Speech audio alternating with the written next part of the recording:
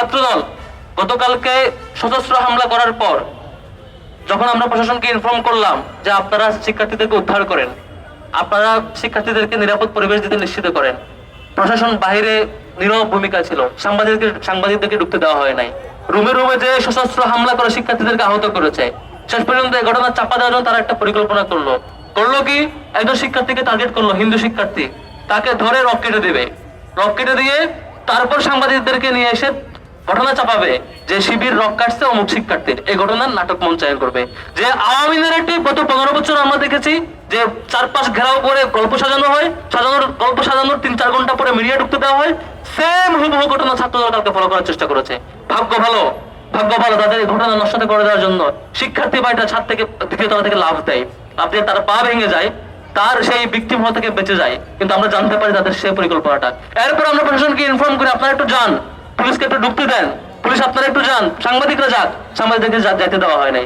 পুরো নাটক মঞ্চস্থ করার পর সব রুমে যে কম্পিউটার ল্যাপটপ টাকা সব লুটপাট করার পরে এরপর প্রশাসন ভিতরে ঢুকলো, তখন ঢুকে লাভ কি আপনাদের? এরপরে পরিকল্পনা করলো এবার তারা তাদের ব্যবহৃত অস্ত্র শিক্ষার্থীদের রুমে রাখবে, শিক্ষার্থীদের বেডে রাখবে, শিক্ষার্থীদের লাগেজে রাখবে, রেখে তারা দেখাবে সাংবাদিকদেরকে এই হচ্ছে অমুক রুমে অস্ত্র ছিল। তাহলে এতক্ষণ ঢুকতে দেন নাই কেন? 3-4 ঘন্টা বন্ধ ছিল কেন? তাদের উপর আক্রমণ করার পর টানা সাংবাদিক এবং পুলিশটা চারপাশে ঘেরাও ছিল, দাঁড়িয়ে ছিল, তাদেরকে ঢুকতে দেন নাই।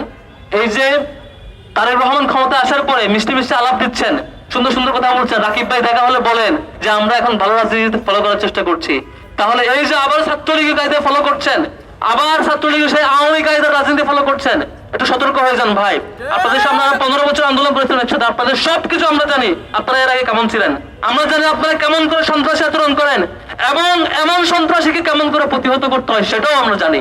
ছাত্র শিবির আমরা খুব ভালো যখন আমরা ভালো থাকি আমরা আপনাকে রেসপেক্ট করি, সাথে চলার চেষ্টা করি। যখন আপনারা অতিরিক্ত চাঁদাবাজি আর লুণ্ঠন করবেন, ভালো হওয়ার চেষ্টা করবেন না, কথা শুনবেন না, সঠিক পথে আসবেন না, শিক্ষার্থীদের জন্য কাজ করবেন না, এই লুটপাট আর লুণ্ঠনের কাজ করতে থাকবেন, খুন সন্ত্রাস ধর্ষণ চলতে থাকবে, আমরা আমাদের সেই ছাত্রলীগের বিরুদ্ধে যে ভূমিকা আমাদের ছিল, সন্ত্রাসের বিরুদ্ধে যে ভূমিকা ছিল, সেই ভূমিকা আবারও ফিরবো ইনশাআল্লাহ।